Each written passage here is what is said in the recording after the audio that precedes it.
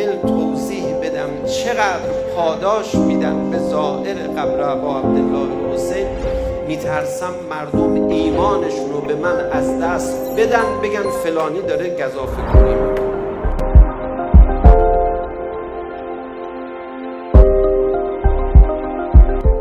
امام صادق علیہ السلام نے ایک جگہ فرمایا، میں اگر اس بات کی تشریح کرنا چاہوں کہ قبر ابا عبداللہ الحسین علیہ السلام کے زائر کو کتنا ثواب دیں گے تو مجھے ڈر ہے کہ ان کا ایمان اٹھ جائے گا اور وہ کہیں گے کہ فلاں شخص فضول بات کر رہا ہے۔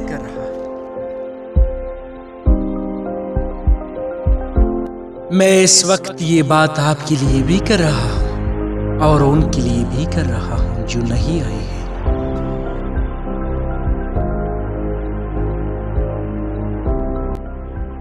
اپنے بارے میں کچھ فکر کریں، ذرا فکر کریں کہ یہ کام اتنا ضروری کیوں ہے، اور پھر یہ مت کہیں کہ میں اس سفر میں اپنے عشق کی وجہ سے آیا ہوں۔ کہیں یہ ہماری ذمہ داری ہے، میرے مالک نے مجھے صدا دی ہے، میں اس کا نوکر ہوں،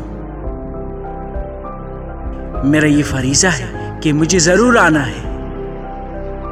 یا ابا عبداللہ کیا کہوں، خدا ان لوگوں کے ساتھ کیسا برتاؤ کرے جن کی ذمہ داری تھی کہ آپ کی مدد کریں لیکن مدد کو نہ آئے۔ میری ذمہ داری ہے اور روایت ہے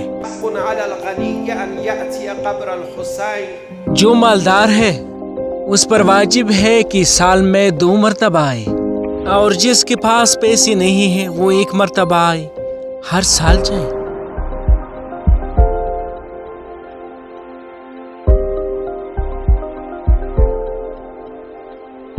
حج کی طرح 1 مرتبہ نہ جائیں، ہر سال جائیں۔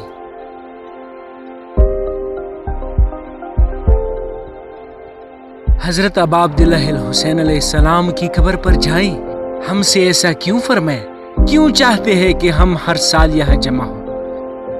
خدا کی قسم اگر ہر سال کربلا میں جمع ہوئے ہوتے 40 کی طرح کہ جو سلسلہ تازہ شروع ہوا ہے، اس کی وجہ سے ہماری طاقت، امن و امان، فلاح و بہبود، آزادی سب کچھ فراہم ہو چکا ہوتا، اور ہم پوری دنیا کے لوگوں کو امن و امان، فلاح و بہبود اور آزادی اور خوشبختی تحفے کے طور پر دے رہے ہوتے۔ جو صاحب استطاعت ہے اس پر واجب ہے کہ سال میں 2 مرتبہ آئے۔ اچھا اگر کسی کی استطاعت نہ ہو وہ سال میں 1 مرتبہ جائے۔